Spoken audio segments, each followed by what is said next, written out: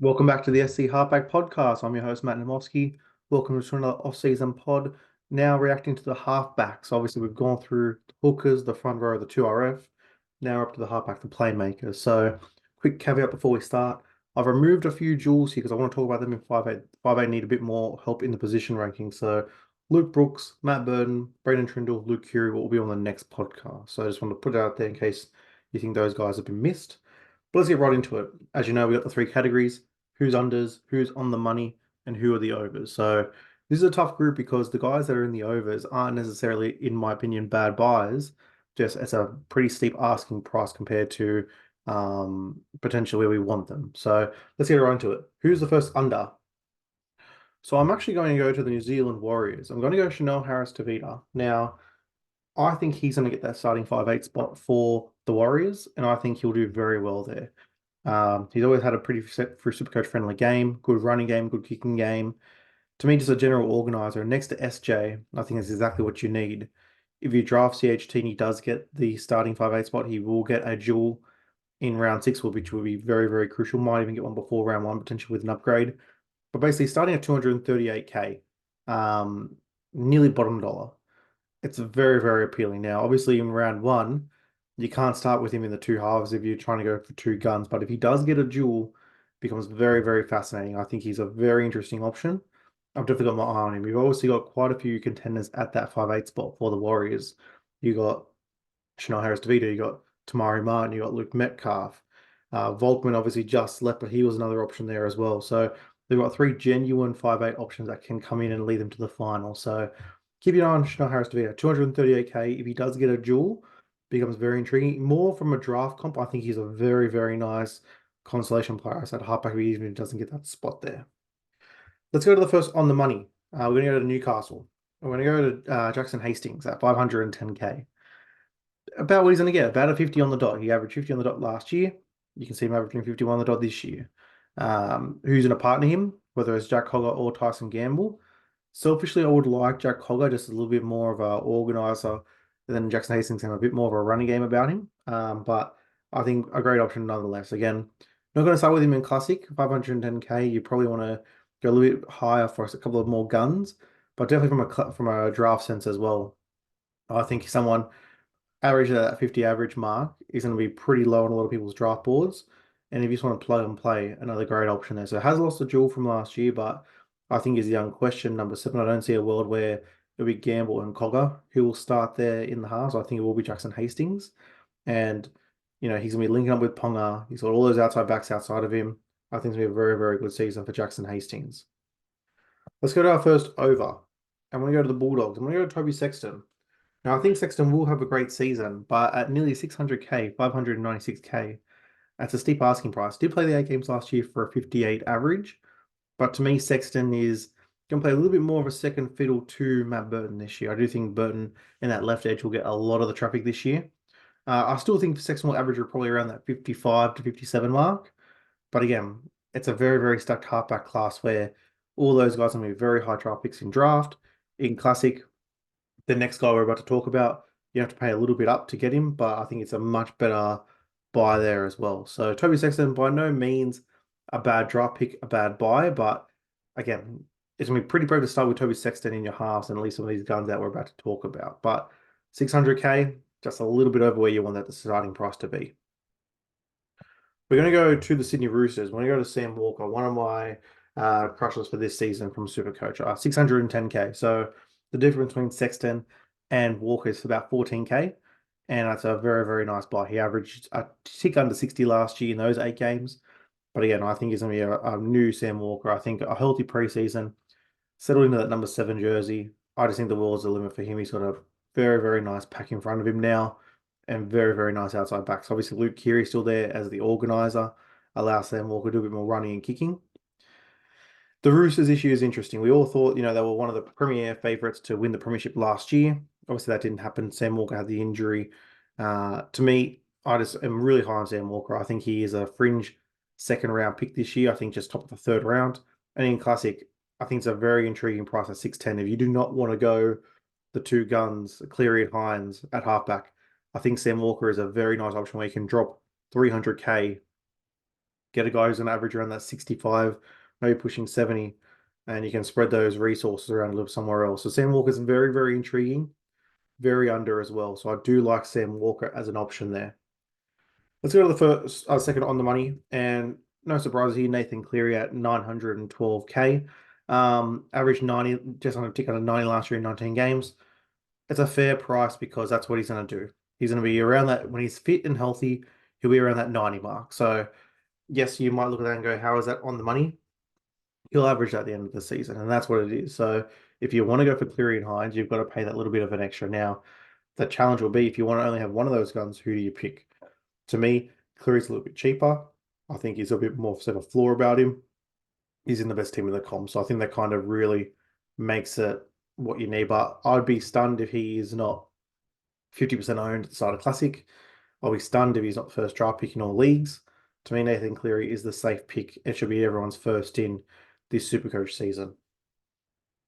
The next guy in the overs, we're going to go to the Brisbane Broncos. We're going to go to Adam Reynolds. Now, A-Ray at 665K, average bang on that 65 last year in 20 games. But to me, this is just a little bit more a bet on the guys around him. Now, he had to do quite a bit last year, and I think he will again this year. But the emergence of Reece Walsh and Ezra Mam, I think, will be two critical pieces where they might average anywhere from 5 to 10 on their average last year. And I think that might just stun Adam Reynolds a little bit. I think he might average more around that 60 mark. I think 65 is a bit high. I think that 60 mark is where he will be. So by all means, again, similar in the vein of Sam Walker, if you do want to forgo one of those guns and pick a second option to save about the 300K mark, Adam Reynolds is a very nice pick. To me, I would just prefer to have Sam Walker again at a slightly small value, 40K less, 50K less. But Adam Reynolds again, a great player in a great team. You'd expect the Brisbane Broncos to stay where they were doing last year. But again, just it's those Reece Walsh, Ezra Mam numbers that are just screaming out to me going, there has to be a bit of a reduction here somewhere. So that's why Adam Reynolds slide over. And again, it's a tough position to talk about because there's a lot of guns at a good price here. Let's go to the next on unders. Let's go to unders. Tanner Boyd at 501K.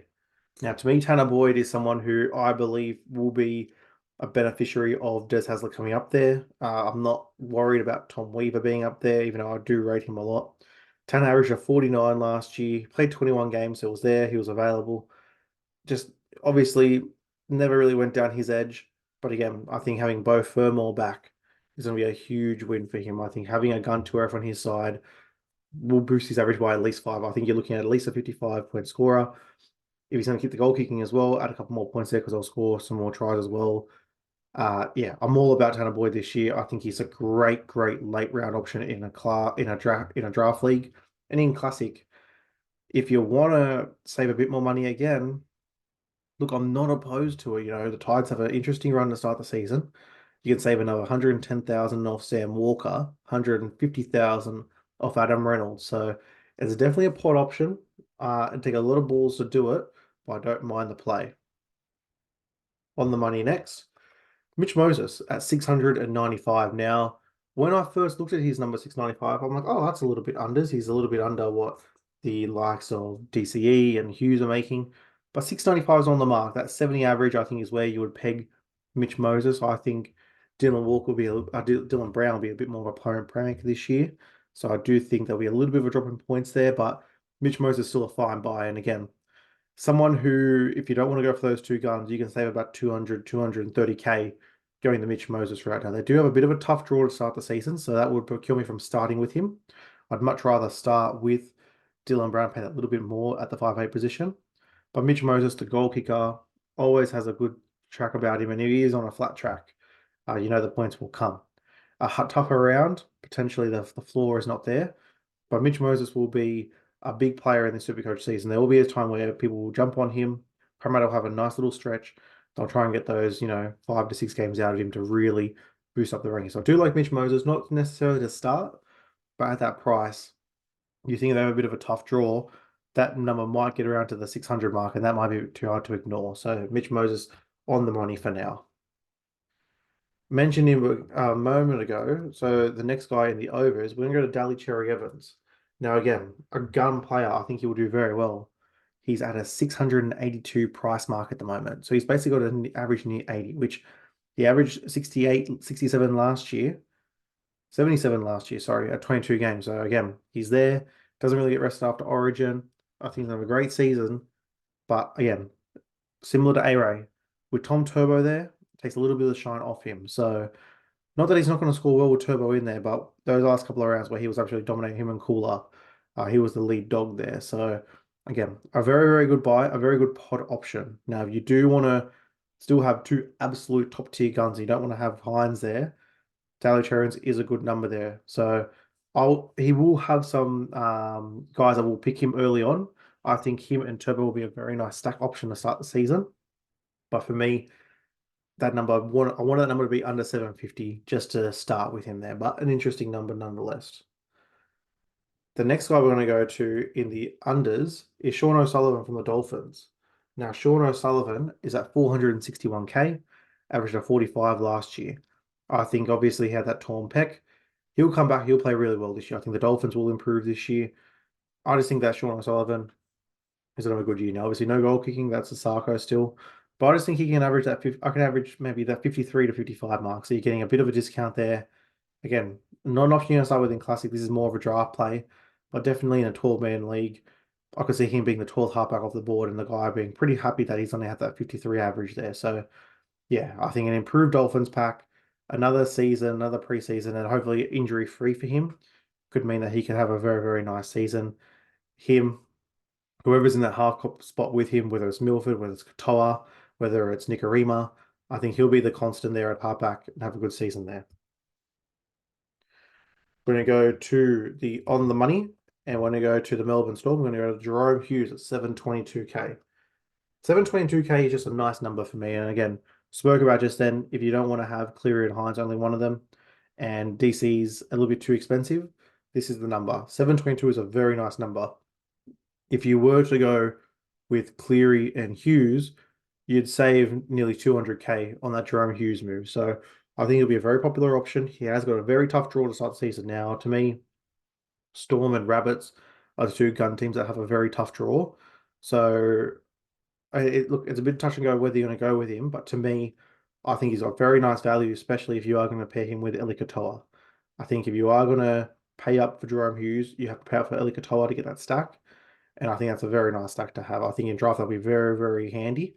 Jerome Hughes round 2, Eli Katoa round 4 could be a very, very nice play. So one to keep an eye on there, but I think Jerome Hughes at 722k is someone who I think will take a bit more responsibility off Cam Munster this year. Definitely has the highest ceiling. And yeah, I just think he's an excellent player there. Second last guy in the overs. We're going to go to the St. George Illawarra Dragons, and we're going to go to Ben Hunt. Now, obviously, this is similar to Sexton. You know, a good player, but at that 600k mark, an extra 10k to get Sam Walker, an extra 100k to get some of these other guys.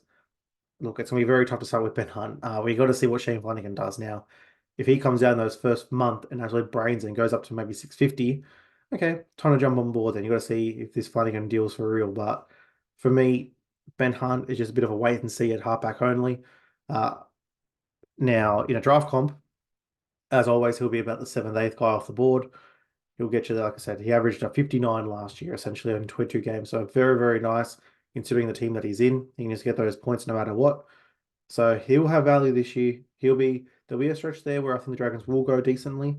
And I think guys will jump on. If the Dragons have a nice little 4-week stretch, people will jump on Ben Hunt and try and get those points. But again, it's pretty tough to have him there. Now, if he was hooker dual, that changes the conversation. But right now, he's halfback only. Don't think he's going to move into hooker, so he will stay where he is there.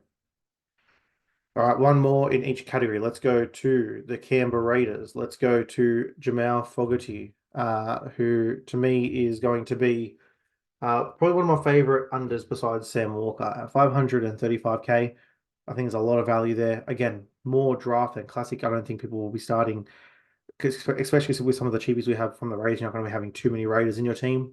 But at 535k, this is a guy that could go to 60 pretty comfortably.